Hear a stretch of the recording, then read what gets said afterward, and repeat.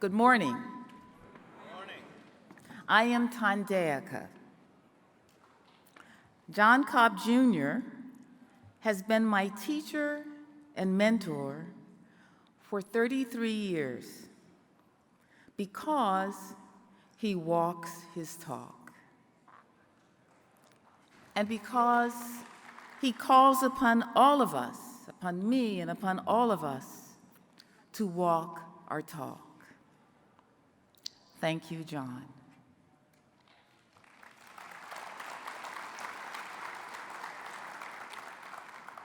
As John told us yesterday, we are here not only to talk about a vision of what could happen, and we are here not only to talk about an idea of an ecological future, but we are also here to support action so that we share a golden future. But one question still comes to mind for me when I think of John's words, which make total sense to me, and it's this: why are we also supposed to sing? Why are the pilgrim pickers making us sing?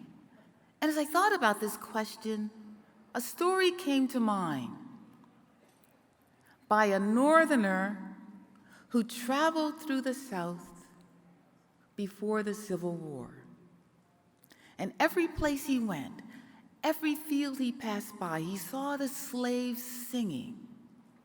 And finally, totally baffled, he went up to one of the slaves and he said, "I don't understand it, you're slaves. Why are you happy? Why are you singing?" And the slave said, "Sir, you do not understand. We do not sing because we are happy. We sing to make ourselves happy."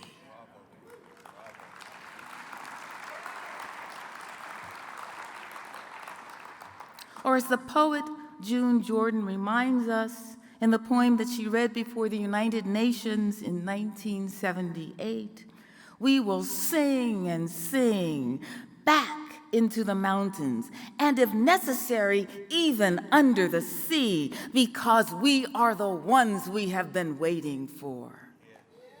We are the ones we have been waiting for. And so, as John reminded us yesterday, we cannot survive alone. He said that in spite of our multiplicity, we have a profound unity. Or as I simply like to say, human survival is not a solo act. Say it with me. Human survival is not a solo act. And once more, human survival is not a solo act. And Ignacio now is going to tell us why human survival is not a solo act. Announcements, please. Woo! Good morning, everybody. Wake up. Come on. Today is a little bit more colorful, and the way we solve John Cobb's problem that he cannot see who is there is by talking and shouting from time to time, whistling. It's okay, folks. It's okay, all right? Okay, I'll admit it. I'm on drugs, okay? They're called endorphins, and you can get them too by singing with the pickers a little louder, and also shouting back at our speaker who's used to that. I remember the fame, how wonderful the people really did talk back, okay? Now, serious. Let's be serious. I have announcements about some changes that have been made, okay? So, the Bandana Shiva will be meeting here at Big Bridges, okay? So, make a note of that. It'll be right here. The hunger panel will be here. Now, I was not given the time. 11 o'clock. Okay, very good. So, okay, we're getting somewhere. Then those of you who were interested in Philip Clayton, and apparently there were so many of you that they had to find a bigger venue, and you'll have to go to the chapel at the UCC Church. That's the UCC church is on the other side of the campus. It's the first building that is not literally on the campus. So it's on Harvard. You know, you can go back home and brag that you have been to Harvard, okay?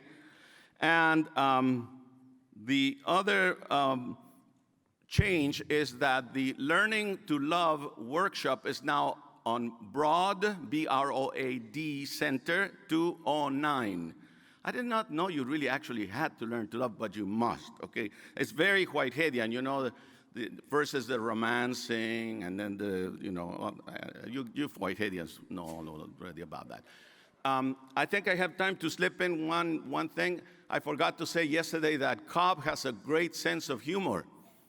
He asked me, what is the longest Spanish word? Goal!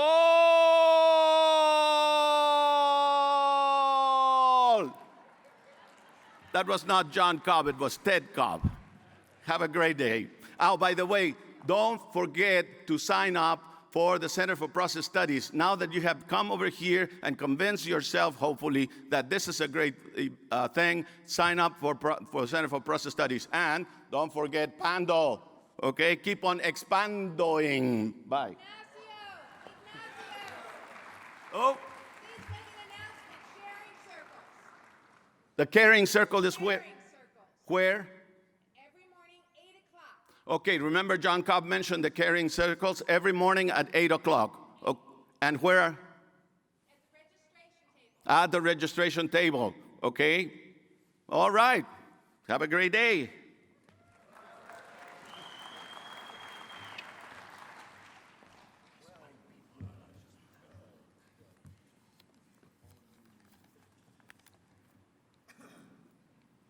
We know that human salvation is not a solo act. And so we are grateful to the many organizations that are supporting this conference. And we know that many of us will continue a pattern of mutual support into the future. We wish we had time to celebrate the work that so many are doing, but we cannot do this today. So we honor only a few individually. This morning, we have chosen to celebrate the work of the Cecil Murray Center for Community Engagement of the University of Southern California. We choose this organization because none of our supporters have been more practically helpful, and none is more engaged in doing what is required if Southern California is to approximate an ecological civilization. The Center for Community Engagement can move toward this goal as local people are empowered to take control of their own lives and create the just communities they need for healthy survival. And this is what the center is doing, thanks to Cecil Murray.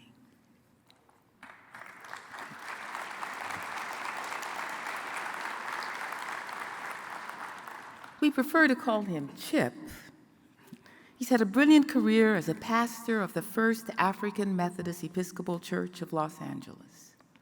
Under his leadership, his church in many ways became the center of the African American community of Los Angeles. And Chip was often its most effective spokesman.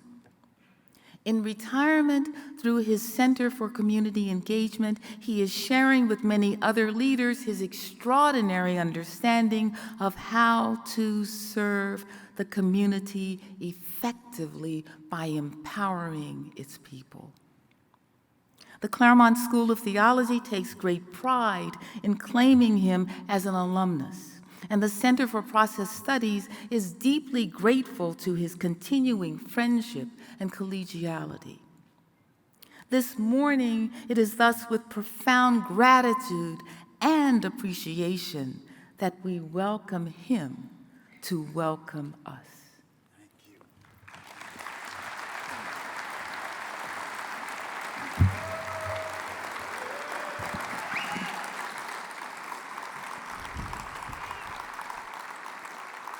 Thank you so much.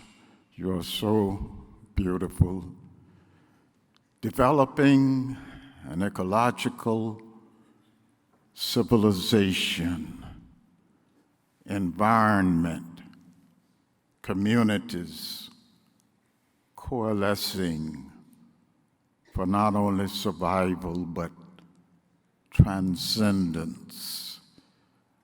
And you and I are the building blocks, and we are determined not to become the stumbling blocks. And our block in particular, we are led by the inspiration of one who was one of my instructors when I was a student at the School of Theology at Claremont. And he led in the committee on my dissertation. I love him very much, Dr. John Cobb.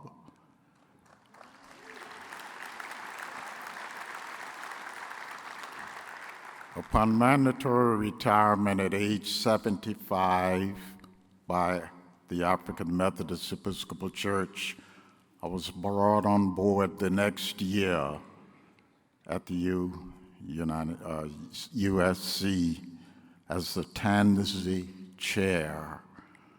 A few years later, the Center for Religion and Civic Culture, the research component of the School of Religion, headed by Dr. Don Miller, founded and named it in my honor the Cecil Murray Center for Community Engagement. There we take leaders of the faith-based communities. We indoctrinate them in 13 weeks of intense training with civic initiatives, helping us lift the fallen, giving sight to the blind, working with those whose poverty rate is double that of the national average, unemployment rate triple that of the national average.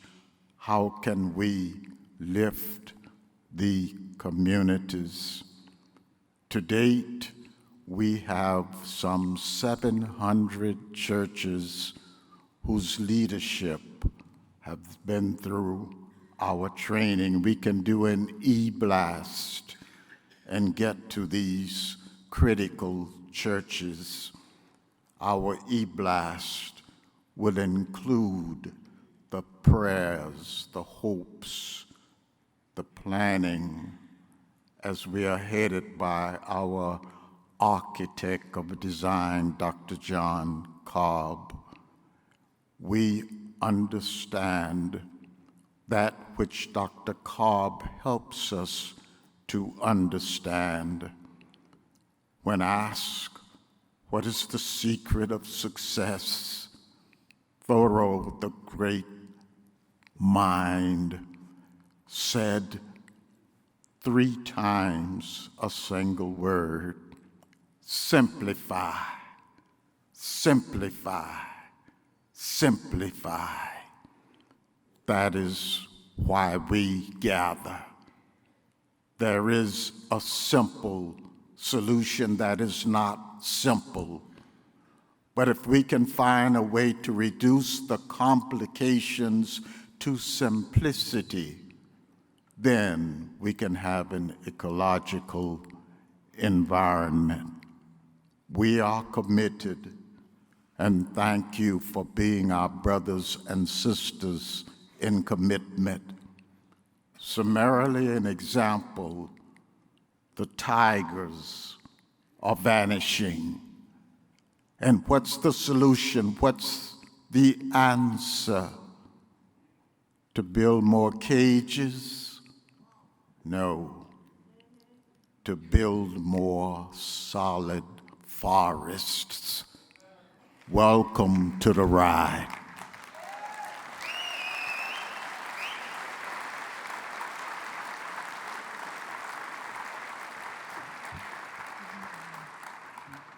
To Chip, let the congregation shout amen.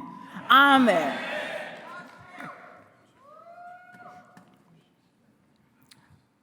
Vernon Visick holds a PhD in ethics and society from the University of Chicago.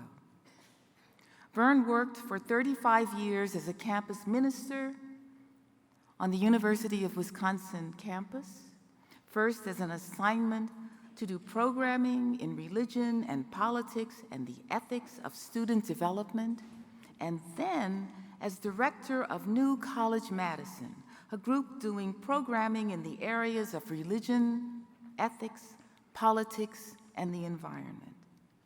As campus minister in Wisconsin, Vern also organized many conferences.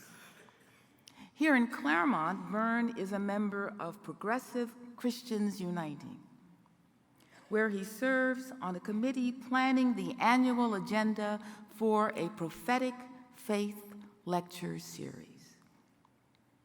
Here is what John Cobb Jr. told me about Vern, and I quote John here. "I did not dare to try to organize this conference until I had been assured of Vern's help. In fact, he has been giving much of his time over many months to bringing his rich experience to bear on implementing plans for this conference. Without his commitment, there would have been no conference." Let us repeat. Without his commitment, there would have been no conference. Let us stand and express our heartfelt thanks and gratitude as we say, welcome and thank you, Vern.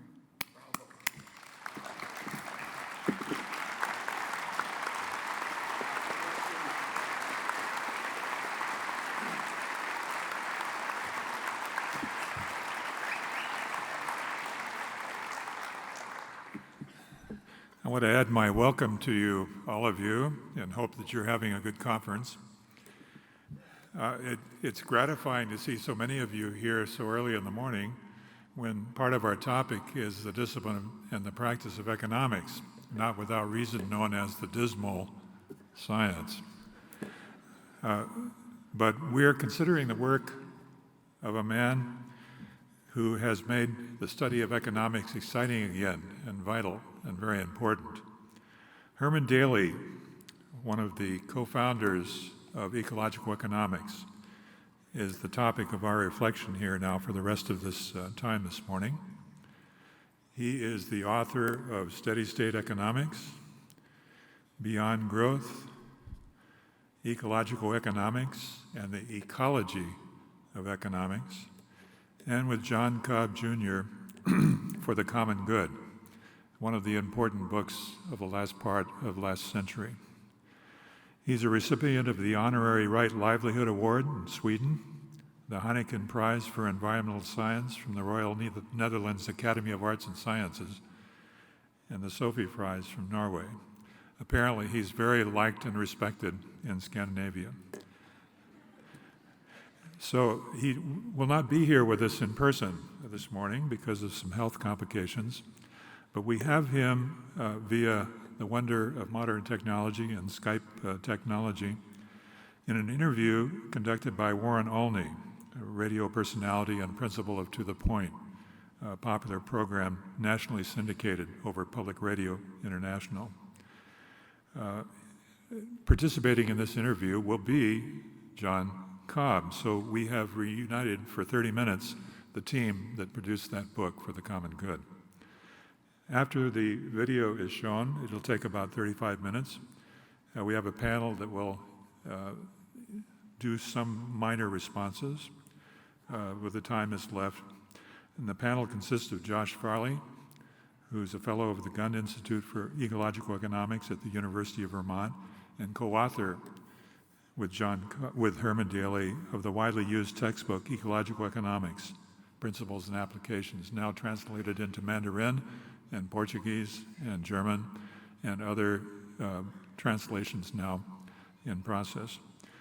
Ellen Brown, who is the founder of the Public Banking Institute and author of the books Web of Debt, The Shocking Truth About Our Money System and How We Can Break Free, and author also of The Public Banking Solution, From Austerity to Prosperity. And Mark Anielski, President and CEO of Anielski Management Incorporated, and author of The Economics of Happiness, Building Genuine Wealth and Just Ecological Integrity, The Ethics of Maintaining Planetary Life. So now to see Herman Daly on these two screens and to consider his very, very important work revising the discipline of economics. Hi, I'm Norman Olney, host of the program To the Point, syndicated by Public Radio International and produced here in the studios of KCRW Santa Monica. Today, it is my privilege to moderate this plenary presentation entitled Ecological Economics for an Ecological Civilization. It's part of the Seizing an Alternative Conference. In the studio with me is John B. Cobb, Jr. He is the intellectual architect of the conference. He's also today's leading philosophical theologian and one of the first to bring together philosophy, ethics, religion, and the environment in a critical way. We are joined from his home in Maryland by Professor Herman Daly. He is a former World Bank economist, and he's considered to be the father of ecological economics.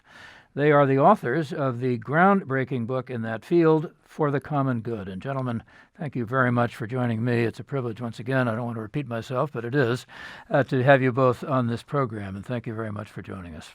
Herman Daly, let me start with you. Another presidential campaign is beginning here in the United States. It's a safe bet that every candidate is going to be promising an increase in economic growth and talking about the benefits of globalization. What's wrong with that? Well, a lot of things are wrong with it in a full world. I mean, nothing was wrong with it back when the world was relatively empty and we could, occupy a continent and had plenty of resources. It used to be that the limiting factor in production was labor and capital. Now the limiting factor is remaining natural resources and their services. So filling up the world more it increases costs as well as benefits. And we don't really have measures of the costs. So it's quite possible that the costs are increasing now faster than the benefits. This is way beyond the radar screen of the politicians, and I think we need to improve our metrics of costs and benefits before it ever gets to their attention. Those politicians often have distinguished economists advising them. Why is it that they haven't gotten the point that you just mentioned? Well, that's a very good question, Warren. I've been asking myself that question over and over for quite a few years now. And I've had those economists as professors, and I've talked to them. And they're just totally committed to the idea of growth. One reason is the alternatives to growth are not very palatable. If you don't grow and you still have poverty, then you have to solve poverty by redistribution. That's an anathema politically. They don't want to talk about that. If you still have poverty, and then you have to talk about population limitation. Well, nobody wants to talk about that. And if growth is to slow down, or if you need to reinvest in the natural world, then you have to cut consumption in order to allow fallowing of the natural world, and that means a reduced consumption, which is also politically taboo. The idea that growth is still making us richer, indeed, it used to make us richer, but now it's very possible that growth is increasing environmental and social costs faster than it's increasing production benefits. And there's no recognition of this possibility, much less means of measuring whether this is happening yet. So, John Cobb, what about the ethics of this? And if in fact economists, as you're both suggesting, are simply refusing to see the reality, where does that leave everybody else? Well, my hope is that if the economists will not deal with the reality, that more and more thoughtful governments, not ones that are already totally sold to the economically dominant institutions, will stop taking their advice as the only place to get advice. And I do know that occasionally governments at various levels have sought advice also from ecological economists. So at least if ecological economics continues to be developed and becomes more visible, there will be the possibility of policymakers having a second source of recommendations.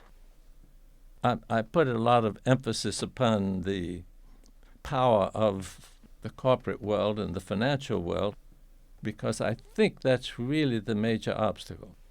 And I would say that in China, the obstacle is not as great. Now, there's still enormous pressure in China for growth. A new middle class is loving it, and they want to be sure they will continue to expand and improve. So the enormous pressure for growth.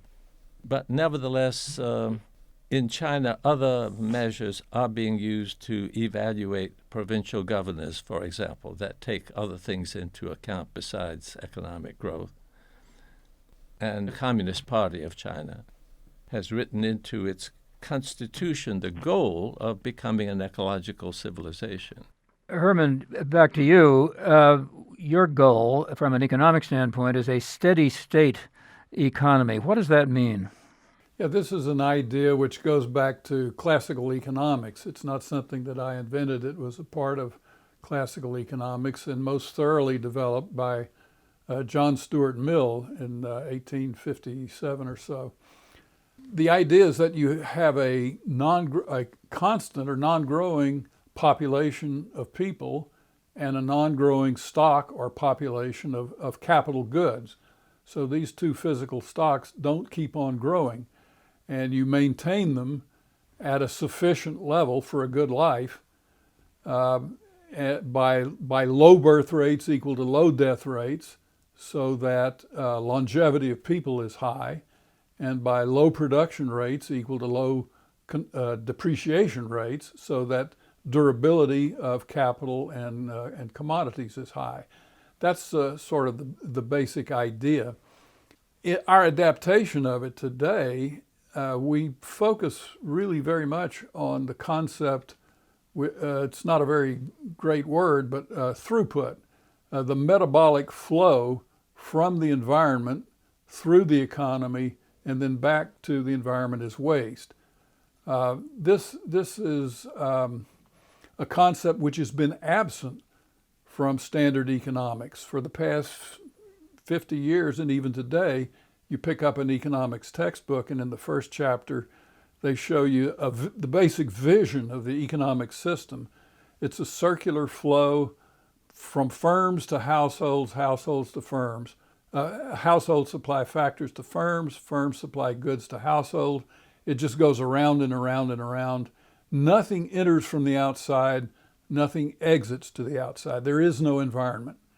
And so in that sense, the economy has been studied as an isolated system. So it's very much as if biologists were studying an animal and looking only at its circulatory system and abstracting completely from the digestive tract. Well, the economy has a huge digestive tract, and this needs to be built in to our economic models, and the costs of depletion at one end and pollution at the other end need to be built into the accounting and measured as a part of the costs and benefits of growth. So, John Cobb, is it self-interest that has led to the de-emphasis of such an old idea as the steady state economy? Well, I think that's a factor, but I think academic disciplines tend to establish principles and then socialize people into their acceptance. And the academic discipline, as such, has defined what economics is. And it is defined in terms of how you make the economy grow.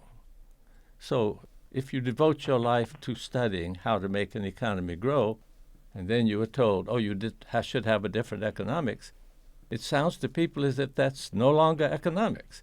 I say theologians can get along without God much better than economists can get along without growth. Herman Daly, what are the consequences of this? If, as you say, growth is now more uneconomic than it is economic, where are we headed? Well, I think we're headed for increasing poverty in an inclusive sense. We're going to be losing natural wealth and the services of the natural world at a faster rate than the things that we're producing, than the benefit from the things that we're producing.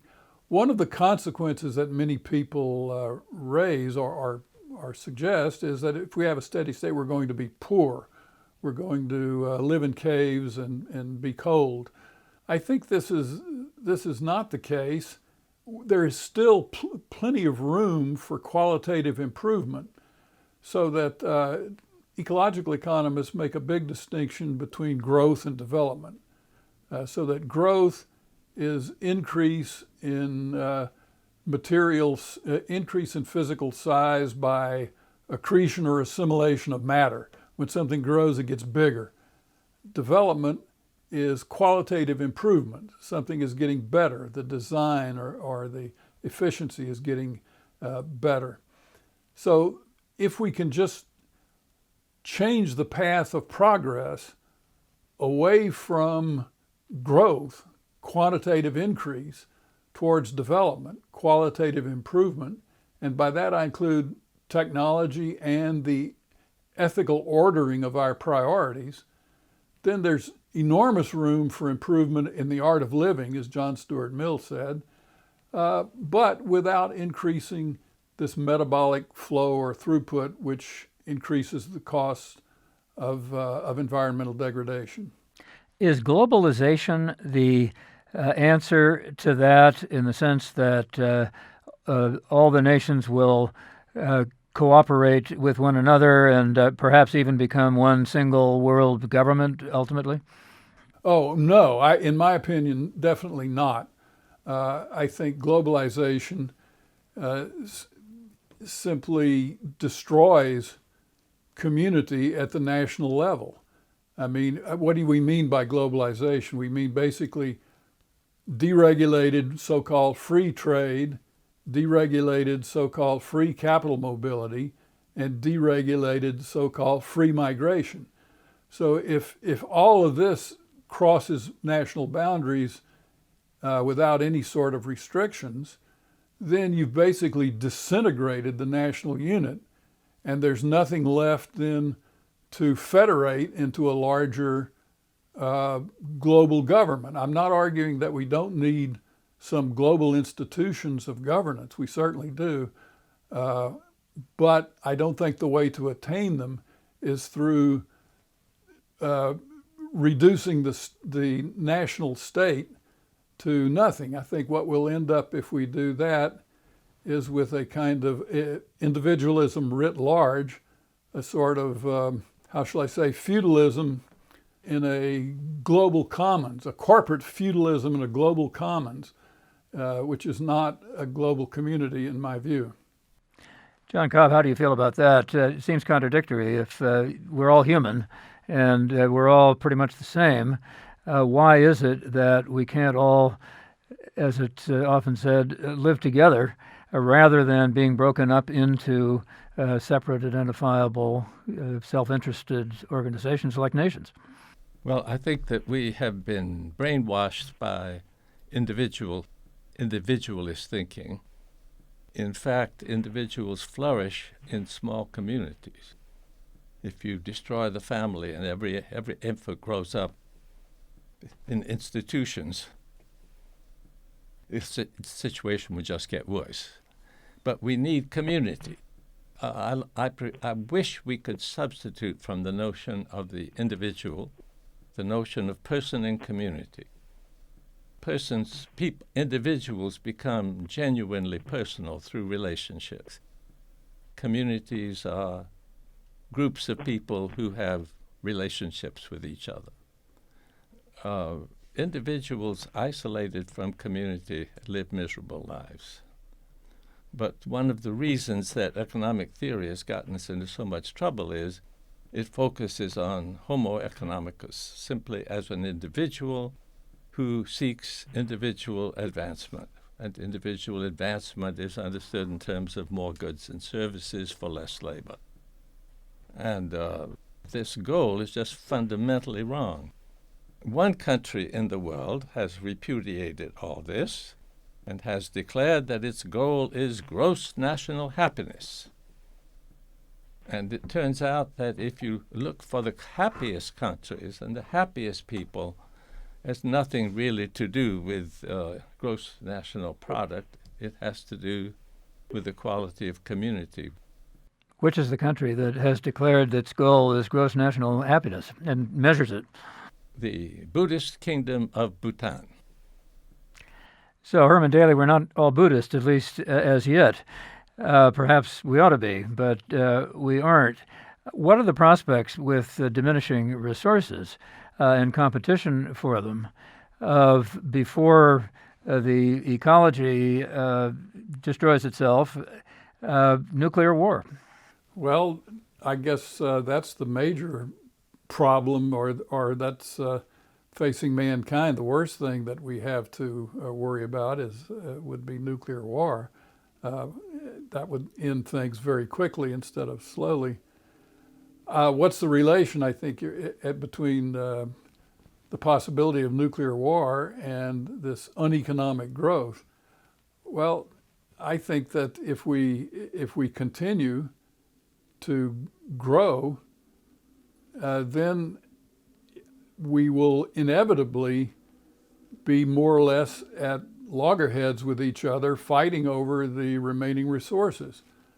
So I think the first thing that would be the first fruits of an effort towards world community would be to get off the growth path. So that would be a way of lowering the probability of war.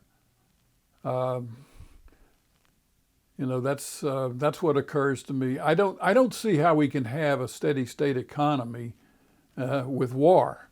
I mean, so I think that should really be our first priority, to avoid war. And I think that's where we need to focus our global effort. We have very limited capacity for building global institutions. So part of my reason for saying that we should not abolish or weaken nation states too much is that we need a federation of nations to come to agreements to limit the possibility of war, as well as to limit the possibility of growth and runaway climate change and so forth. Those are truly global questions for which we really need a global governance. So I think our efforts should be focused on those at the global level and not dissipated on things that nations can perfectly well do for themselves without exchanging products over the world at tremendous cost in fossil fuels and so forth. So John Cobb, you're both talking about a paradigm change, obviously, and one that is not going to be easy to accomplish, it would seem to me, because of the power of self-interest. Are there ways of doing it? Well, if people were really self-interested, they would stop trying to be totally individualistic. And that's why I think the idea of saying we should be seeking to make people better off rather than simply to increase the amount of goods and services makes is a kind of common sense that a lot of people can respond to. So if we developed our policies in that way, we would be changing things rapidly. I'd like to suggest the paradigm of the modern world was the Strasbourg clock. The clock on the cathedral in Strasbourg, every half hour and every hour had figures come out and dance around, and they looked very lifelike. And the scientists and the philosophers of the time said, you see, things look like they're alive, actually they're just machines. So the view that things that appear to be alive are really machines is the model. Now, self-interest built upon a model of that kind is a very narrow and self-destructive self-interest. So I want to appeal to people to think about their real self-interest. We are proposing now that a new paradigm might be pando-populist. Pando is the name of the largest aspen grove, and populist just means aspen. But a whole aspen grove, even though it looks like a lot of separate trees, is really just one organism. The root system is one common root system. And because of this huge community, if we use these terms loosely, this grove has lasted for perhaps 80,000 years. It may be the oldest living organism in the world. But even that is now being threatened by human intervention. And if we could think of the whole of our world in this way, that we're really bound together, that we're living, but that our lives are interconnected in such a way that we require each other in order to live well, and that we can support each other rather than be in conflict with each other, and then ask what is in the interest of each of the people. I think we come out with it in a very different way, and I don't believe we would try to reduce everything to lumps of matter in motion. Herman Daly, you were at the World Bank, and your ideas there were rejected. What are the prospects of the kind of sharing that would be necessary to establish the sort of world community that you both are talking about, when there are yet at the moment such extraordinary disparities between the wealthy world and the world of poverty?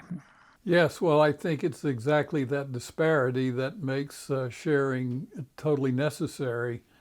And, in the past, we finessed that, and the World Bank certainly has, because the alternative to sharing is growth.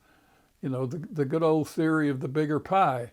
And that's what's been driving the politicians in the World Bank. But what we're arguing is that the pie can't keep getting bigger because it reaches a certain size in which it begins to destroy itself faster than it's expanding. And so this is really turned off.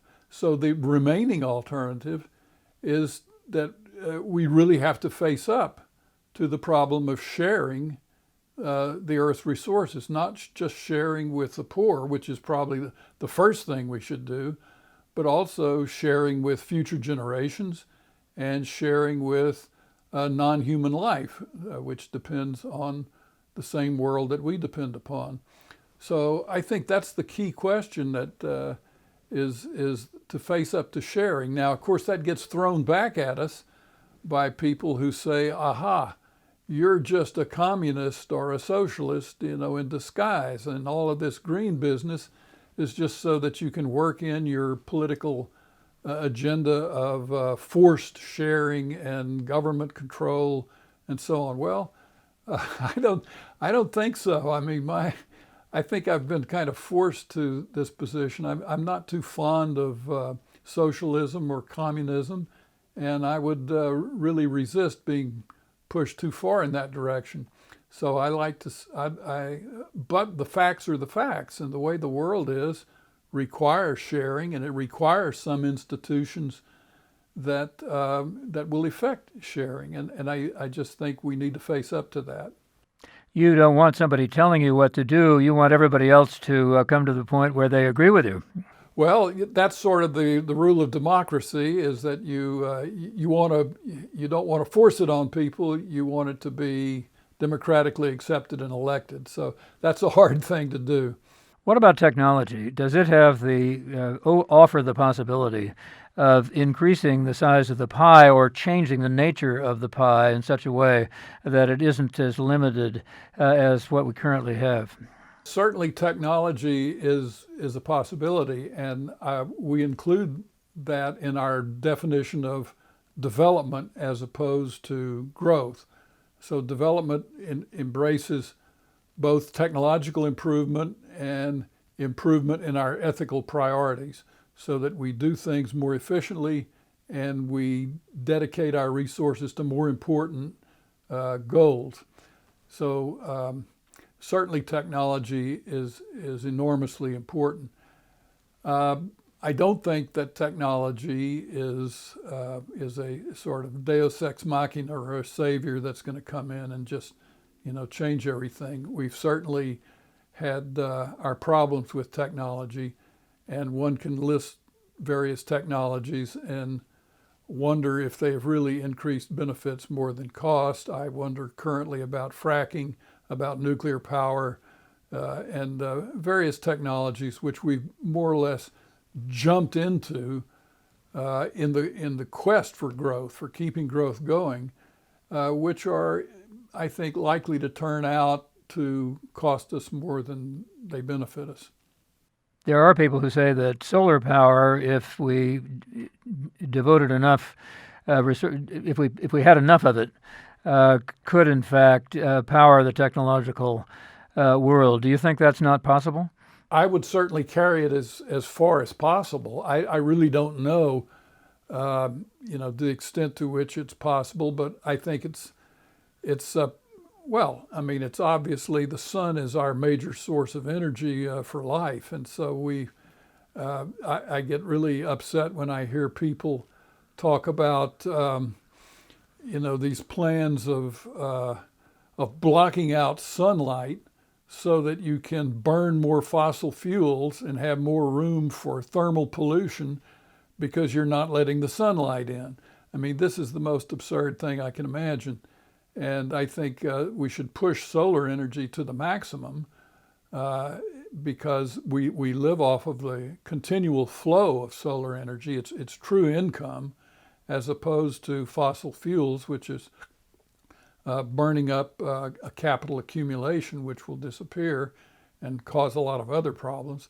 So yeah, I'm a solar enthusiast, but I just don't know how far we can go with it. But let's go as far as we can, and then let's lower our consumption to that limit. And I'm not only solar, but there are other, there's conservation, and there are many other things that can be done. John Cobb, one of the things that Herman mentioned earlier with regard to moving toward a steady state economy and ecological civilization was population control. How does that, how possible is that, given the philosophical, religious, and ethical objections to it? Well, two countries have done it in remarkably different ways, so it's not impossible, but that all depends on the culture. The Japanese did it at the end of World War II. And they did it, the Japanese are the one modern country that is also still tribal. And they can make decisions without voting, without governmental action. They just decided as a people that they would not have more than 2 children. And they have achieved pretty much of a steady state without any laws or rules. Of course, tremendous social pressure. If you have a 3rd child, you are almost a pariah. You understand, I'm not saying it's purely voluntary. I'm just saying they had a way of doing it. China, during the Mao period, large families were even encouraged. But the Chinese leadership recognized that China was overpopulated, and continuing on that course would be a disaster. So in that case, there was enough power at the central government to enforce it. And obviously it was not totally successful, and the horrible consequences.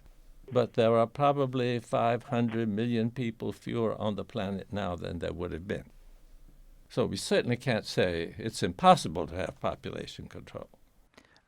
But what about the religious philosophical objections to that, particularly by people who say that this is interfering with God's will? Well, I think they're wrong, and it's true that there is one biblical. It's amazing how a single verse can then turn into the biblical point of view, the heart of the faith for some people. But there's one verse that says, "Be fruitful and multiply." Now, my view is that's the one commandment in the Bible we have already obeyed. We can check that one off, and we might start trying to love each other for a change. That would seem to me to be more fundamental to the Bible than the business of being fruitful and multiplying. So I think it expresses something really other than biblical faith, or different from being deeply religious. But there are people who latch onto that and make it a very central point. They are obstacles. We have to try to outvote them. Herman Daly, back to the question of the steady-state economy. What would it look like? And would it be sort of eternal? Would it be something that would go on forever? Well, I don't think it would go on forever. I mean, there's kind of a tendency in talking about sustainability to jump to forever. Eventually, this creation, it seems to me, according to science, is going to end. But it's not forever. It's for a long time. So I tend to think of the steady state as a system which lasts for a very long time. A high value on longevity, and we don't destroy it. It lasts as long as God wills it, or as long as the physical rules of the universe, which were built in from the beginning, will allow it to last. But I think it's a bit of a stretch to say forever, and it kind of economists get pushed into theology rather at that point. John Cobb, again, you're talking, both of you, in a way that makes perfect sense theoretically, and yet both of you have indicated very clearly that accomplishing the goal of the ecological civilization is extraordinarily difficult. Are you optimistic at all? I'm certainly not optimistic. I really think the world is heading for enormous suffering. I'm just not willing to say it's impossible. Just throw up your hands and let it happen. So I think we have to keep trying. And whereas briefly in the early 70s, one could be optimistic. The public was aroused by Earth Day. Congress passed some splendid legislation, which is the only good legislation we have on our books. But at that time, then the corporate world decided that having people really concerned about environment and making drastic adjustments so as to have a sustainable society was not going to work in its favor. And so the newspapers and the media stopped supporting these kinds of concerns and supported something very different, and our politicians have since that time not been willing. They have been eroding what legislation took place at that time. So it is a humanly controlled fact that we are unable to make changes. And humanly controlled facts can be humanly changed. And I think that maybe the crises that we are facing will at some point be severe enough. It depends a lot on whether if the control of the media is still in the hands of those who don't want us to pay attention to what's happening. It's very difficult. But the web is not totally controlled yet. And it is possible to generate considerable bodies. And right now, I think there is a larger movement of effort genuinely to change things than there has been before. So, Herman Daly, do you agree that the corporations are the villains? Well, yes, to a large degree. I think it's also the, as John said, the media. I think well, when I was teaching students before I retired and I talked about all of these things and laid out ideas and the students would always say, well, yes, that's all of that makes sense, but it'll never happen. Nobody will ever vote. The Congress will never vote for any of these things that you're talking about. It's completely unrealistic. And I would have to say, given the corporate propaganda, it certainly is. And my only answer to the students is when they would say, why should we spend time on this? Is that, well, at some point, there really will be a sufficient breakdown and crisis and a necessity to rebuild. And so it would be nice to have some ideas on the shelf when you get serious about rebuilding. I reluctantly have to agree with John about the power of the purchased media to just harp on the idea of growth and to not to practically censor anything else. But it's very, very difficult to break into the media on any ideas that oppose the notion of growth in GDP. So are we fated then to have to wait for a crisis bad enough to get everybody to agree that it's time for the paradigm change? Well, this is the answer I give to my students to justify making them listen to all the things that I'm telling them. Of course, I'm hopeful. I can't help being hopeful about the power of, what Boris Pasternak called the irresistible power of unarmed truth. You just present an argument, point to the facts, and eventually that'll get through, even if it has to clash with vested interests and other things. So, I mean, that's a fundamental faith that I have. But, I can't be optimistic. I mean, the evidence is not in my favor that this is that this is happening. It seems not to be happening. And so I hang on to it, but, I can't say that it's something that I'm optimistic about, just hopeful for the longer run.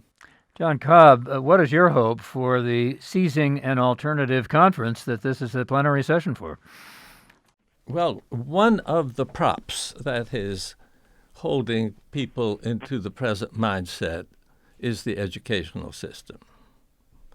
And the educational system has not always been geared to producing people simply for the market and simply helping them economically. And I think when you tell people that's what it is now, there's a certain feeling, well, maybe somewhere in our society we should be trying to help people develop as human beings, able to enjoy life more, to be healthier, to work together better in community, something like that. And there are still small colleges that work at that. And I think that there is enough dissatisfaction in many universities. You see, universities are now priding themselves on being value-free. That means they're, of course, up for whoever pays for. They'll do research on whatever, anybody will pay for research. And they don't try to extract any kind of meaning or sense of direction for life or anything of that kind. But I find within the university enough concern about these things, and the university administrators, that if you can really present a comprehensive view, that shows you can do serious thinking that doesn't follow these rigid disciplinary lines, which forbid any kind of self-examination, that an intellectual life can emerge that would be better than what the university now offers. So I think we might be able to make a crack at that point. I think that there may be a crack as ecological economics develops as an alternative to growth economics, because more and more people do know that our present society is not sustainable. And unsustainable means terrible, terrible catastrophe. I take it you both hope that this conversation will go on for a long time. Yeah, well, one also hopes that it'll come to a conclusion and in advance. It's already been going on for a long time, but I guess not so long in historical terms. I mean, we haven't really been facing these issues seriously for that many years, less than 50, I would say. Well, thank you both. Once again, it really has been a privilege to talk to you, and I think we have begun a discussion that's going on for a long time. Herman Daly in Maryland, thank you so very much for being with us. Thank you, Warren. John B. Cobb Jr. here in the studio, thank you as well. Thank you for doing this for us. And thanks to you in the audience for joining us for this plenary discussion about the economic assumptions needed to help build a more ecological civilization. I suspect, as I indicated, that we've given you plenty to think about and talk about, and now it's your turn. I'm Warren Olney.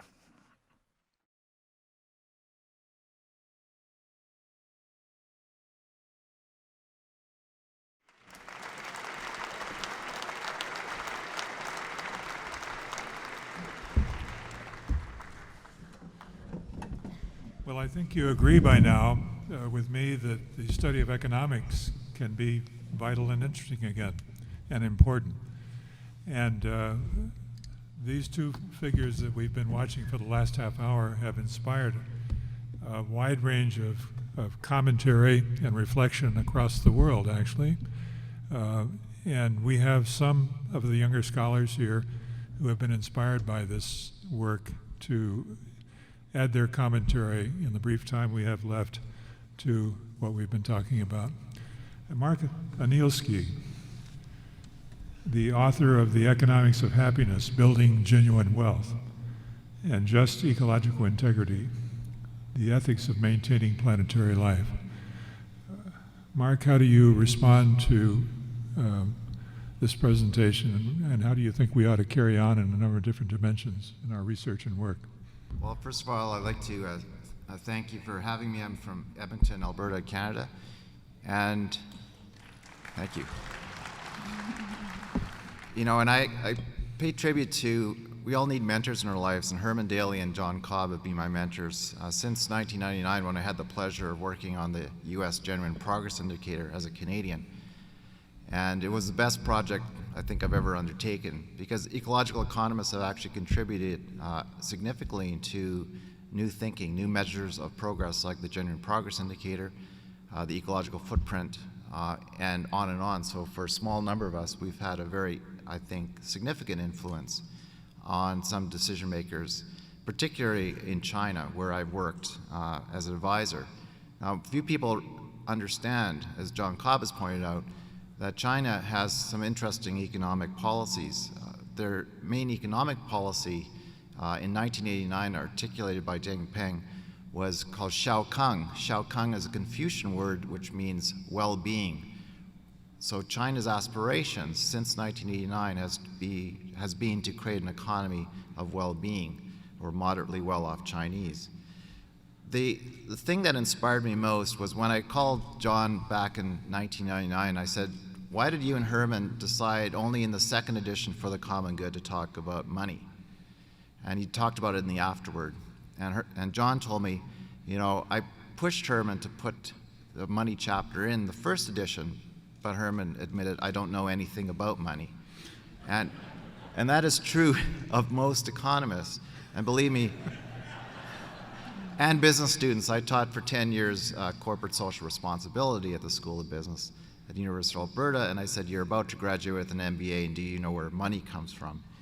Now, at the heart of our crisis, I believe, is the crisis of debt. Now, most people don't understand that all debt, all money is debt. 97% of our money supply is debt.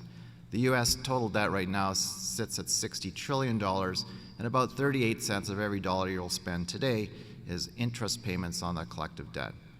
The amount of interest paid on the national debt now exceeds the U.S. military budgetary spending, and they said that was the end of Rome when that happened. So what Herman inspired me to do when I went to his office in 1999 in Maryland was to address the most fundamental question, the relationship between money and GDP, or debt and GDP. And when I showed a graph to David Corton, who's here with us, that there's a perfect correlation, almost 0.98 R-squared, between the debt and GDP since 1950, David flipped out and said, we need to write about this. Now, the problem with the debt system is the debts cannot be repaid, so the economy has to keep growing just to finance the interest payments on the debt. Now, this is an international situation. Now, I would argue that we can go back to ancient Judaism, where they had, in Deuteronomy you read that Moses received commandments from God that debts were to be forgiven every 7 years, that there should be no charging of interest on money, on debt. Of course, we have in the Lord's Prayer, Jesus says, forgive us our debts as we forgive our debtors. He didn't say trespasses. I'm a Catholic, so I'm like, where did trespasses come from? Now, I don't even know what that means, but I do understand debts. And Ellen and I are in this common theme. So the question we ask is, now I can quote people like Aristotle, who said, the trade of the petty user is hated with most reason. It makes a profit from currency itself. Thomas Aquinas says, to take interest for money lent is unjust in itself. And Plato said, there must be no lending at interest. So in the past, we have these ancient understandings. Now, the tribute to Herman and John is raising the name Frederick Soddy, the great chemist who brought us nuclear understanding of nuclear physics. In 1923, he wrote about the problem with money and debt. And I could go on and on. So I believe, as Thomas Jefferson said, without virtue, happiness cannot be. One of the things I'm reflecting on in our session on ecological economics is, without a foundation, what did Jefferson mean? Without virtue. Well, the four virtues of Western civilization that Plato defined were moderation, courage, wisdom, and justice. And I ask every audience who can name one of those four, and I rarely get a response. So I think we have a crisis of virtue, or a lack of virtue. And I work a lot with Indigenous people. They have taught me a lot about what real economics should be about stewardship, about thanking first the Creator for the abundance that we receive. And they become our model of an ecological civilization. They are the model. They are the remnant. They are the monasteries. You know, when the fan gets hit by you know what, we're going to be calling on them to teach us again. I'd like to reflect a little bit on this idea. I know this is going to sound funny from an economist, but the idea of love. I believe, and it's not a trite thing, because love is an action. Like, love is not just an emotion. Now I want to quote a man that everyone knew or listened to. In 2003, addressing the Czech ambassador, Pope John Paul said these words: authentic development can never be attained solely through economic means. In fact, what has become known as the idolatry of the market, a consequence of the so-called civilization of consumption, tends to reduce persons to things and subordinates being to having. This seriously detracts from the dignity of the human person and makes promotion of human solidarity difficult at best. Instead, recognition of the spiritual nature of the human person and a renewed appreciation of the moral character of social and economic development must be acknowledged as prerequisites for the transformation of our society into a true civilization of love. So the question is, what do we do on Monday? First of all, I'd argue we need a debt jubilee internationally. This debt crisis cannot be resolved. We're going to end in war if we don't detract from this. Now, in September, I had the pleasure of being in the House of Lords in London, and we were going to get on a plane to see Pope Francis and say, Francis, do the right thing. Declare usury as a misdemeanor, as John Maynard Keynes said, and end the global debt crisis. And what would we put in its place? We would put in its place a well-being-based accounting system. Nations do not operate with balance sheets. That's an anathema to Warren Buffett, who would hate that if he didn't see Coca-Cola's balance sheet. But that's the truth. We have no natural capital asset assessment. So money should be connected to real things, real assets. And that's my reflection this morning. All right, thank you.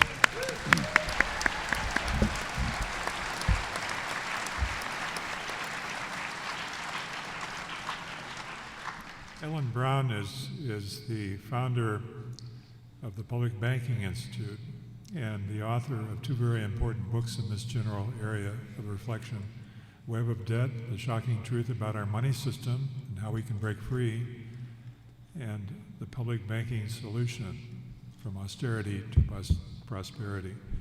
So Ellen, do you want to add to what Mark has said, or what would you advise us in terms of understanding better the dynamics we're caught in and what we need to get out of to get to a more sustainable society? Okay. Yeah, I would like to talk about the money aspect too. Actually, John Cobb asked me to talk about that in case it was left out of that video, because it actually is an important feature of Dr. Daly's platform to not just economic reform, but monetary reform. And monetary reform means changing how our money comes into the economy. Most people think that money is created by the government. You would think that, looking at dollar bills and coins and seeing the faces of presidents on them. But in fact, virtually all of our money is created by banks when they make loans. In fact, that was said by Frederick Soddy back in the 1920s. He said something to the effect of, he spent 2 years trying to figure out money and he couldn't make head or tails of it until he realized that what he was dealing with was a confidence trick. So it's actually sleight of hand. And so money reformers have been saying that for a century at least, but they haven't really gotten any traction on it until recently. Just last year, the Bank of England came out with this rather shocking paper. It was part of their quarterly report that said, contrary to popular belief, banks do not lend their deposits. Most people think that banks that they are just intermediaries. They take in the money of savers and then they lend it out and keep some interest for that. But in fact, said the Bank of England, banks create deposits in the process of making loans. So they admitted what money reformers have been saying for a century. And in fact, said the Bank of England, 97% of the British money supply is made in this way by private banks. And it's the same system in the US, so it's virtually the same percentage. So that obviously gives banks a huge leverage over our whole economy. That explains why the banks were bailed out in 2008 over the objection of, in surveys, most people did not want to bail out the banks. I mean, a bank is a corporation. Why doesn't it go bankrupt like any other company that has a problem with their balance sheet? But the banks managed to get the Federal Reserve to cough up $16 trillion, at least, we're not sure of the figures, at 0.01% interest to backstop the banks. So that's something that none of the rest of us got. They didn't bail out the homeowners at 0.01%. And the reason that the banks have all this leverage is that they have a monopoly on the ability to create our money supply.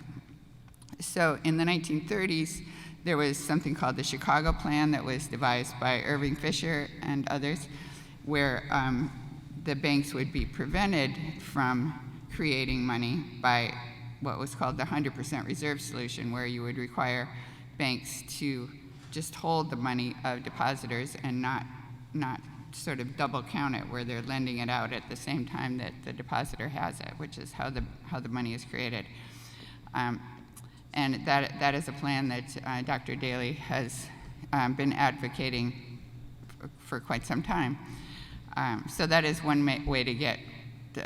So then you would give the government the power to create the money through some sort of federal agency, a monetary authority rather, like the Federal Reserve.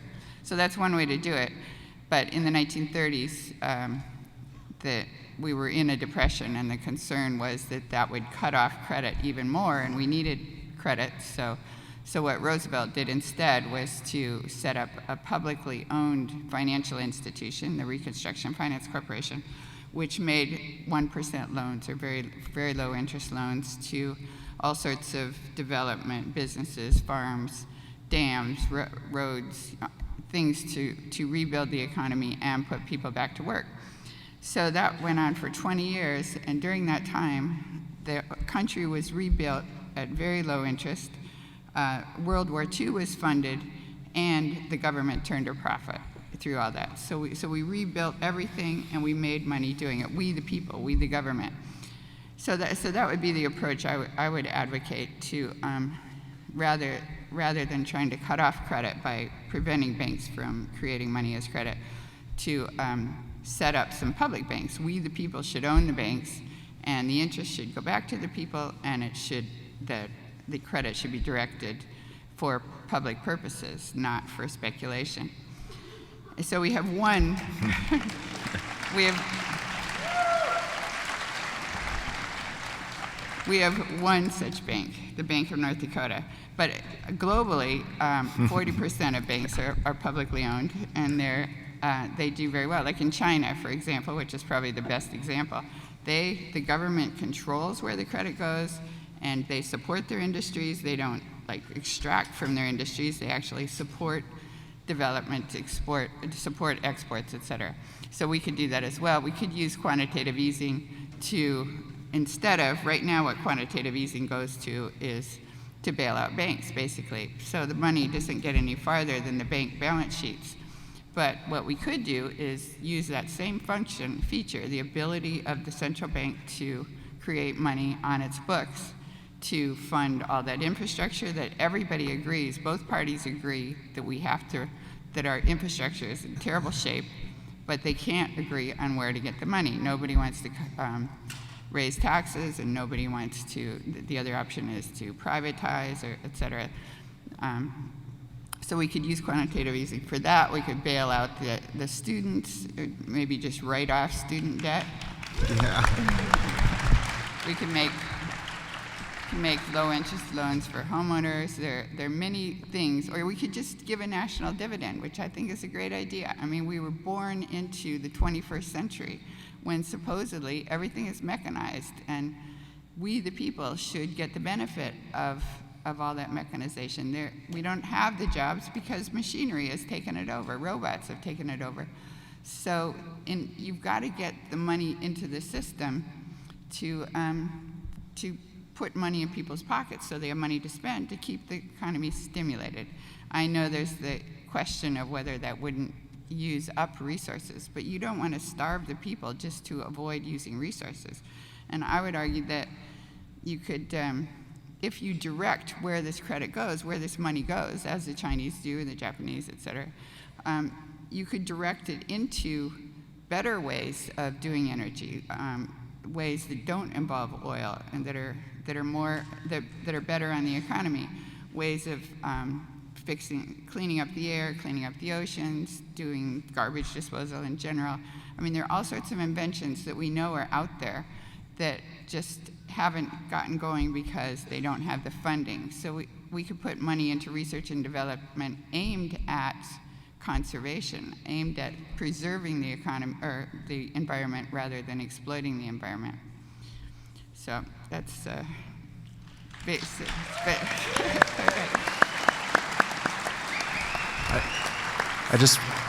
I wanted to say thank you for Ellen for enlightening us that China adopted Abraham Lincoln's ideas.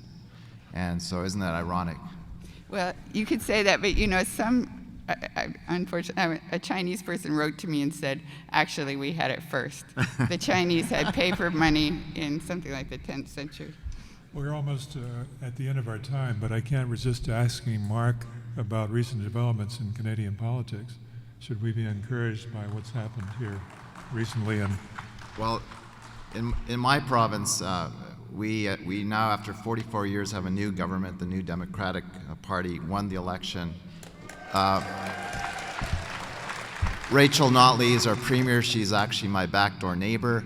It's pretty cool to have the leader being right behind your house, and I can have a policy clothesline, and half of caucus are women, which is awesome. So, yes, we have the dubious honor of the tar sands. We would sure love Prime Minister Harper to leave the stage because he's been the worst Prime Minister. But hope springs eternal. So there's work to be done, and I believe there's all kinds of possibilities. As Ellen and I know, we can. Money is just a figment of our imagination. We can create an economy that pays a living wage. If I campaign for president, I'd say, all Americans, I'm going to guarantee you a third of your working life off, because right now a third of it is spent paying for interest on unnecessary debts. Would you vote for me? Yes. All right. Thank you. Zihi, do you have an announcement?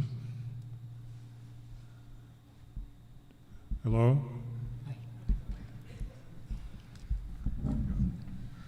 We have a small change for the Chinese-only track. 1 second, yeah. Can I speak Chinese? 那个在中国朋友请注意一下，就本来今天原来咱们计划是在那个培泽学院那个 session 就把它取消，然后所有的那个就是都参加这个 bilingual 这些双语的这种圆桌会啊，大家分散到各个分会你们喜欢的啊，就不用去那个这么远的地方了。好，谢谢大家。All right, thank you. So, just a couple things to say before we break up here. The video you saw this morning will be available on the pandopopulist.com website. So, it's well worth seeing, not just once, but several times, because it's a very insightful take on what's going on economically and what we should be doing. There are books available, Ellen's books and Mark's and Herman Daly's, Josh Farley's books are available in the book room, and I encourage you to go over there and browse, and perhaps even to buy some books. And then you should know that this morning in the Smith Campus Center patio area, the coffee is on us. So come over and have some coffee and have some fellowship before our tracks begin again at 11. The Pete's Coffee Shop folks are off for the wedding, and so coffee's on us. Thanks for being here, and hope the rest of the conference is as exciting and insightful as it has been. One final thing before we go, please. John, would you come forward, please?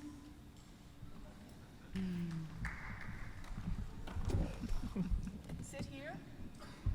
What happened to Josh? Everyone else, stand up, please. Bravo. We're going to serenade John Cobb Jr. singing If I Have Had a Hammer.